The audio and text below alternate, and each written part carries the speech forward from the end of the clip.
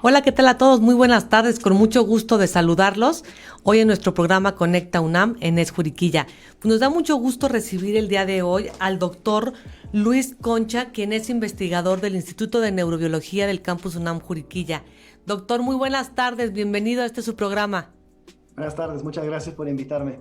Al contrario, doctor, pues muchas gracias por estar con nosotros y hoy vamos a platicar de un tema muy interesante que es la unidad de resonancia magnética del Instituto de Neurobiología del Campus UNAM Juriquilla. Sí, la unidad de resonancia magnética pertenece al Laboratorio Nacional de Resonancia Magnética, que tiene fines de investigación y también servicio al público. Doctor, ¿y cuántos años tenemos con este resonador en la UNAM, en el Campus Juriquilla? Bueno, en realidad tenemos 3 resonadores y Ajá. esto comienza desde el año 2004, me parece, en donde se inicia con un resonador para la atención sobre todo de niños con problemas de neurodesarrollo, como parte de las investigaciones propias de la doctora Talia Harmon en la unidad de neurodesarrollo del Instituto de Neurobiología. Pero rápidamente se empieza a dar servicio al público para diagnóstico de cualquier enfermedad, es decir, se hacen estudios de resonancia magnética con fines clínicos. Hay desde entonces médicos especialistas que revisan e interpretan las resonancias como si fuéramos un gabinete diagnóstico cualquiera. Pero a partir del año 2009 se refuerza mucho toda la resonancia. Añadimos un segundo resonador clínico. La resonancia se mide en la potencia del campo magnético en una unidad que se llama Tesla, y Ujú. básicamente mientras más mejor. Y eso significa que se ven mejor las imágenes, ¿no? Los resonadores convencionales son entre 0.5 y 1.5 teslas. El primero que tuvimos fue de un Tesla, y en el 2009 se adquiere el primer resonador de 3 teslas en la unidad, y de los pocos en México. No voy a decir que el único, pero de los pocos en México, y sí el único en Querétaro.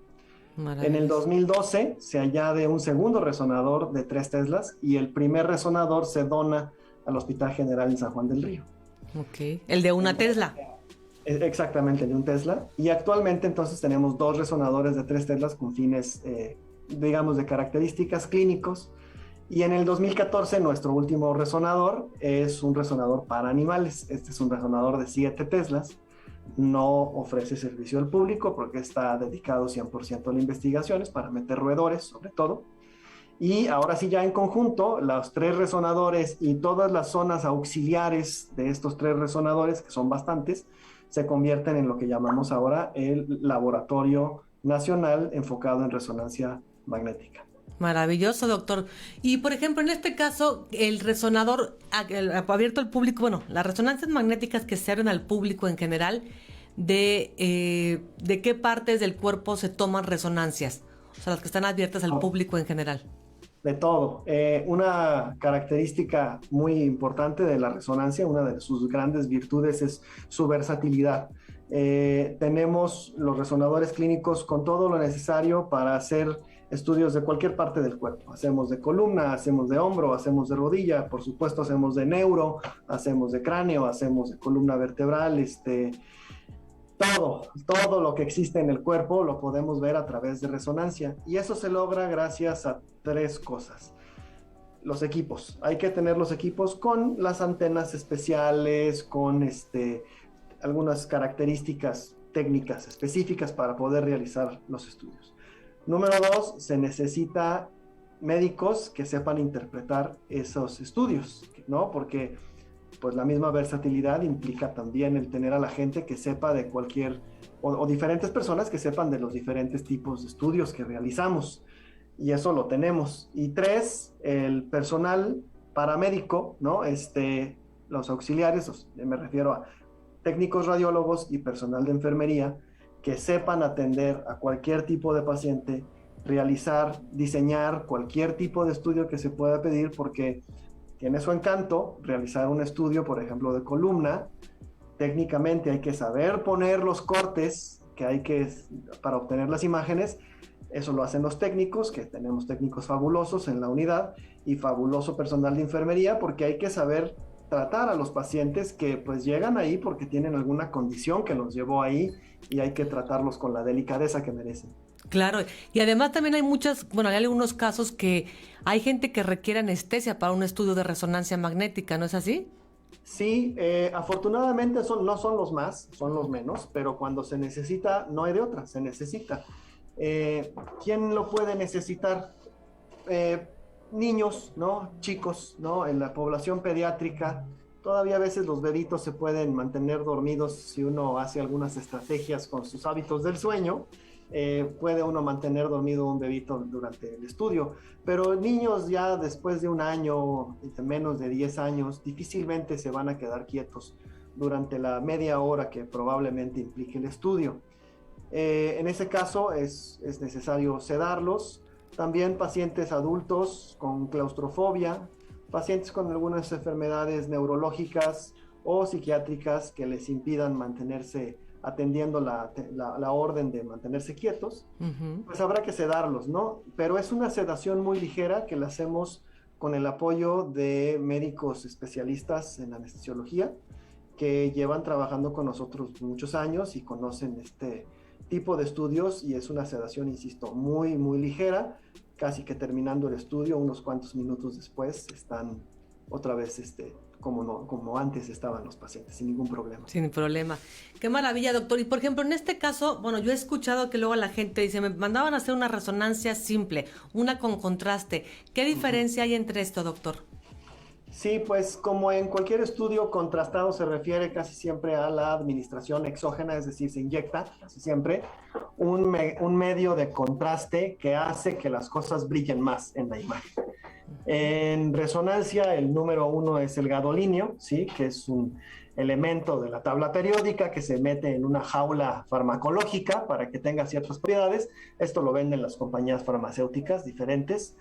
Y tiene la característica de viajar en la sangre, en el torrente circulatorio, y dependiendo de las características de los capilares y de los vasos sanguíneos y del tejido que están irrigando esa sangre, tiene la propiedad de salirse o no salirse de los vasos sanguíneos y hacer que se brille más una zona u otra. Y se utiliza como una guía para saber qué tipo de lesión estamos viendo en las imágenes. Voy a poner un ejemplo. No solo se usa para tumores, pero mi ejemplo es, en tumores, algunos tumores brillan con la administración del medio de contraste gadolinio y otros no. Entonces esto le sirve al neuroradiólogo para hacer un diagnóstico diferencial y decir, lo más probable que lo que estemos viendo se trata de un tumor, y ya le pone nombre y apellido. Ah, perfecto, doctor. Y en este caso, cuando la gente está interesada en tener, bueno, no interesada, sino que le pide a su médico una resonancia magnética, la gente se puede meter a la página del Instituto de Neurobiología, del área de resonancia magnética, sacan su cita y ahí les indicarán, de acuerdo al tipo de estudio, lo que tienen que llevar. ¿Es correcto? Exacto. Exacto. Okay. La manera más fácil de contactarnos es a través de la página, bueno, ahí encontrarán todos nuestros números, es resonancia.inb.unam.mx, resonancia.inb.unam.mx. Les van a aparecer todos nuestros números telefónicos. Estamos muy próximos a concentrar todos nuestros números telefónicos en uno solo, pero por lo pronto ahí encontrarán todas nuestras vías de comunicación. Incluso a través de WhatsApp pueden concertar su cita y también pedir informes. Lo que le pedimos a los pacientes es que nos digan qué le indicó su médico, ¿no? Que nos den la orden médica, y ahí viene con todas las señales que necesitamos qué estudio es el que necesita su médico tratante para llegar a un diagnóstico. Ok. ¿Y trabajan de lunes a sábado, doctor, es correcto? Trabajamos de lunes a viernes. Y nuestros horarios de atención telefónica son de 8 de la mañana a 8 de la noche, aunque los horarios de realización de estudio se extienden más allá de eso, pero los teléfonos están disponibles de 8 a 8 de lunes a viernes. Ah, perfecto, doctor. Doctor, bueno, esto es la resonancia magnética, en lo que se basa en abierto al público en general para cuestiones médicas. En la cuestión de investigación, ¿en qué se utiliza, doctor? Otra gran virtud de la resonancia magnética es que los mismos instrumentos los podemos utilizar para realizar investigación. Estamos en el Instituto de Neurobiología y por lo tanto nuestra investigación está muy sesgada a ese campo del conocimiento. Pero no se limita a él, o sea, hay muchos otros grupos de investigación que pueden realizar estudios en oncología, en ortopedia, etcétera, etcétera. En nuestro caso, en neurobiología, utilizamos los resonadores clínicos, sobre todo para el estudio del cerebro, sobre todo del cerebro humano, aunque he de decir que también hemos realizado y seguimos realizando estudios de investigación en otras especies, particularmente primates no humanos, que son los menos, pero también hemos realizado estudios en perros y en algunas otras especies mayores, vamos a decir. En el resonador de animales, que es para roedores, pues el 95% de la investigación se realiza con roedores. Y una de las cosas muy padres de la resonancia, muy útiles, es su característica de que no utiliza radiación ionizante. Me refiero, no tiene rayos X, no provoca radiación peligrosa. La resonancia magnética trabaja en el rango de las radiofrecuencias, en el mismo lugar donde vive la frecuencia modulada en el radio, ¿sí? Y esa vive con nosotros, está aquí bañándonos todo el tiempo. No es una radiación dañina, aunque estemos cerquita de la antena. Entonces esto nos permite realizar estudios longitudinales. Esto es quizás lo que más cautiva, ¿no? Para usar la resonancia magnética. A diferencia de tener un estudio en donde vamos a hacer una sola vez la visualización y cuantificación de lo que queramos ver, podemos ir viendo a lo largo del tiempo o antes y después de un tratamiento o a la evolución natural de una enfermedad, etcétera. Los estudios longitudinales se facilitan con herramientas como la resonancia magnética. Wow, qué maravilla. Y este resonador, doctor, nos comentaba que hay 2 resonadores de 3 teslas. Estos se utilizan para los estudios del público en general, y el resonador que tienen de 7 teslas de animales, eso es únicamente para investigación, ¿es correcto? Es correcto. El de 7 teslas es exclusivamente para investigación porque no podemos ofrecer ningún servicio clínico con él, ¿no? Por las dimensiones de donde entra el animalito. Pero los resonadores clínicos, los 2 resonadores clínicos, cumplen una doble función. Dan servicio al público durante el 65-70% de su uso, y el resto, a través de una muy buena coordinación entre clínica e investigación, se utiliza los mismos instrumentos, los mismos resonadores para hacer las investigaciones. Y también por eso no abrimos los fines de semana, porque los fines de semana casi exclusivamente los dedicamos a la investigación. Ok, y en este caso también, por ejemplo, doctor, a los pequeños de la unidad de neurodesarrollo, también ahí se les trabaja y se les hace estudios de resonancia magnética, ¿es correcto? Es correcto, y fue además el impulso inicial de que tengamos esta unidad de resonancia magnética. Todos los bebés que son admitidos al estudio de neurodesarrollo, de evaluación longitudinal en la unidad de neurodesarrollo, que tiene ciertos criterios, no todos los bebés necesitan la atención de la unidad de neurodesarrollo, pero cuando sí, a todos ellos se les realiza desde hace muchos años una resonancia magnética desde su diagnóstico y su primer visita a la unidad de neurodesarrollo, y después, una vez al año, más o menos, no me sé exactamente los detalles, pero se les da seguimiento longitudinal a esos niños precisamente para saber cómo son los cambios que sufre ese cerebro a raíz de la patología preexistente del pacientito, pero también de los tratamientos que le van ofreciendo a lo largo de sus primeros años en la unidad de neurodesarrollo, para precisamente tratar de compensar muchas de las funciones del cerebro que pudieran haber sido afectadas por la lesión preexistente. Ok. Doctor, ¿en qué casos o por qué se manda a hacer una? Digo, yo sé que pueden ser varias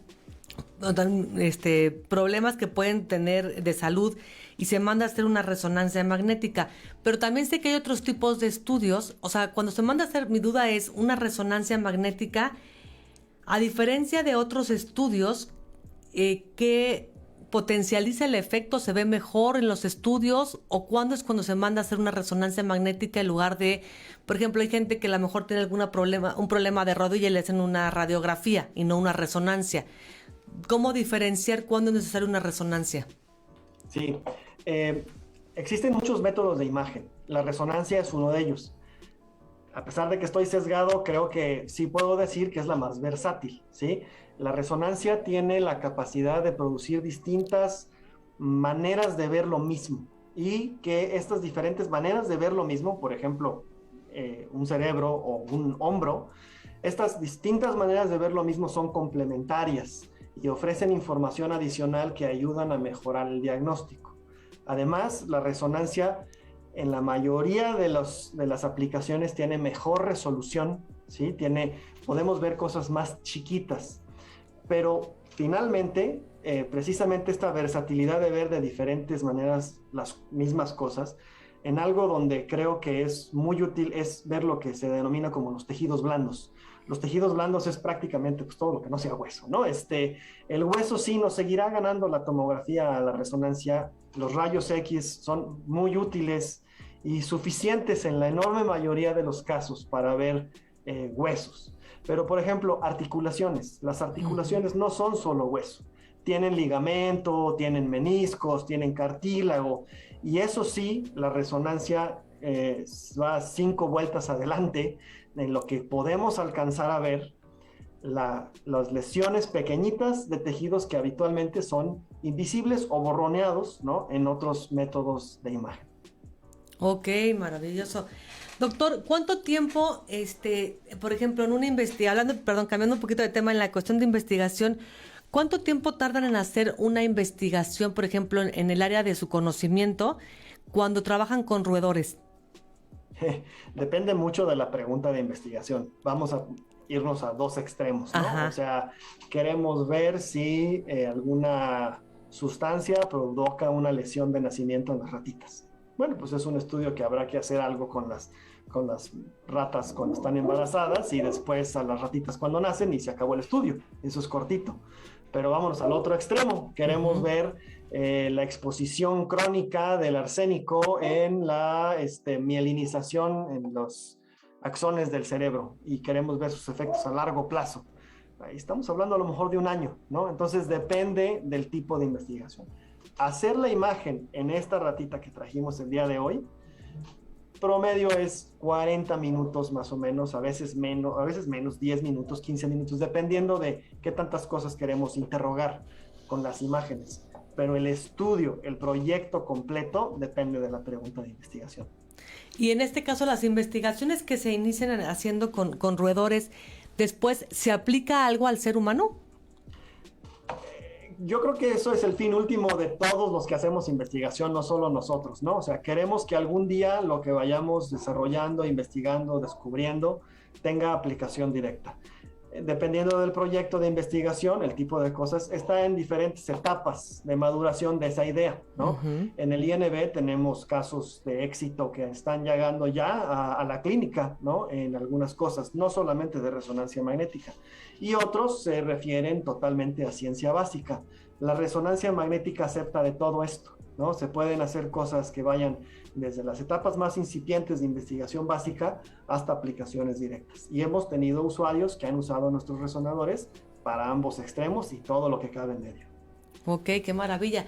Doctor, y por ejemplo, en este caso, los resonadores, ¿cómo me imagino que se les da un mantenimiento de manera anual? Sí, sí, me río porque ese es un tema que cada año nos duele, Sí. porque es muy caro, la resonancia es muy cara mantenerla. Son equipos muy complicados que tienen muchos lugares en donde potencialmente algo puede pasar y el equipo se detiene. Y entonces lo que tenemos que hacer es tener siempre un contrato de mantenimiento que sea muy eficiente, de tal manera que cuando algo pase, en menos de 24 horas podamos estar otra vez haciendo estudios. Tenemos la enorme ventaja de tener dos resonadores. La probabilidad de que ambos estén con tos al mismo tiempo, pues es menos, ¿no? Entonces podemos ir acomodando a los pacientes y seguir brindando nuestros servicios. Pero el tener contratos de mantenimiento anuales de respuesta inmediata es muy caro. ¿Cómo le hacemos? No somos una sociedad con fines de lucro, no cobramos nuestras resonancias con fines de ganar dinero, pero sí cobramos una cuota de recuperación para pagar nosotros estos mantenimientos. Estamos en la UNAM y pues el presupuesto es limitado y designado anualmente para muchas otras cosas que no tienen por qué ser nuestros resonadores. Claro. Entonces, ha sido una labor espectacular la que ha hecho el Instituto de Neurobiología a lo largo de los años para que podamos tener un servicio al público excelente, de muy buena calidad, a costos muy accesibles y que aún así estemos pagando año con año nuestras cuotas de mantenimiento y que nuestros resonadores funcionen siempre bien. Qué maravilla. Y además, como usted bien lo comenta, ¿no? Son resonadores de un mantenimiento muy caro y es por eso que la UNAM cobra una cuota de recuperación, ¿no? Eso es importantísimo que la gente también lo sepa. Doctor, una otra pregunta. ¿Cuánto dura una resonancia magnética? ¿Depende de la parte del cuerpo donde se haga? Sí, depende de qué es lo que se necesite, si va a llevar contraste o no. Ya el agregar contraste va a agregar unos 15 o 20 minutos. Pero, por ejemplo, los estudios más cortos que hacemos quizás sean rodilla, quizás sea hombro, simples, sin medio de contraste. Pero hacemos estudios muy largos, como el que le llamamos full spine o de columna completa, ¿no? En donde en diferentes bloques vamos viendo toda la columna. Nos deja ver todos los discos intervertebrales, todos los cuerpos vertebrales, nos deja ver la médula totalmente desde la base del cráneo hasta donde termina la médula, hasta el sacro. Es un estudio pues que sí requiere un poquito más de 2 horas, tengo entendido, y depende qué se vaya a hacer, pero vamos a decir, el estudio de resonancia promedio ronda los 40 minutos. Ok, porque también supimos, bueno, me ha tocado, también como parte de la UNAM, que luego gente nos pregunta por resonancias magnéticas y que hablan y están saturados, ¿no? También creo que ahorita, no sé si usted nos puede aclarar, por cuestiones de COVID, ¿se han incrementado las resonancias? Ha habido, a ver, para empezar, creo que es una cosa muy... que demuestra la calidad de lo que estamos haciendo el que tengamos la agenda saturada. Claro. No me encanta o no me encantaría si yo fuera el paciente pidiendo una resonancia y que me estén dando cita semanas después. Siempre buscamos la manera de acomodar lo más que se pueda. Los estudios que tienen mayor urgencia se les da prioridad y los estudios selectivos que no tienen urgencia pues se van acomodando más a futuro. Pero ciertamente ha habido muchos factores que han hecho, además de nuestra alta demanda, ha habido otros factores que han hecho que nuestra agenda esté así. El COVID ha sido uno de ellos. Las medidas sanitarias que hemos puesto precisamente para cuidar a nuestros pacientes y a nuestro personal han implicado, por ejemplo, separar el tiempo entre estudios, de manera que no tengamos gente en la sala de espera. Y con una buena organización, el paciente llega e inmediatamente o casi inmediatamente pasa a hacerse su estudio y cuando termina se va y tiene pocas probabilidades de encontrarse con mucha gente en la sala de espera, precisamente para evitar aglomeraciones de personas.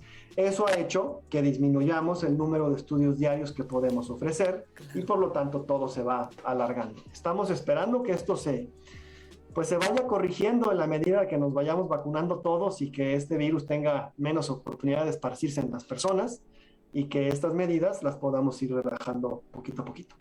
Totalmente de acuerdo, doctor. De hecho, tengo la experiencia, bueno, de varias personas que conozco que han ido a la unidad de resonancia magnética y la verdad es que los comentarios siempre han sido muy, muy buenos porque sí, efectivamente, desde la atención que tiene la gente al momento de llamarles, creo que la atención es muy clara, la gente es bastante amable, la explicación también es muy clara y la atención es muy buena. Entonces, qué importante que esté hoy con nosotros para que nos platique un poco más, porque de verdad que de los temas que luego más nos preguntan es de la resonancia magnética. Entonces, creo que es un tema muy interesante porque aparte de hacer una labor social, bueno, me refiero médica, ¿no? Ante el público en general, además se hace investigación.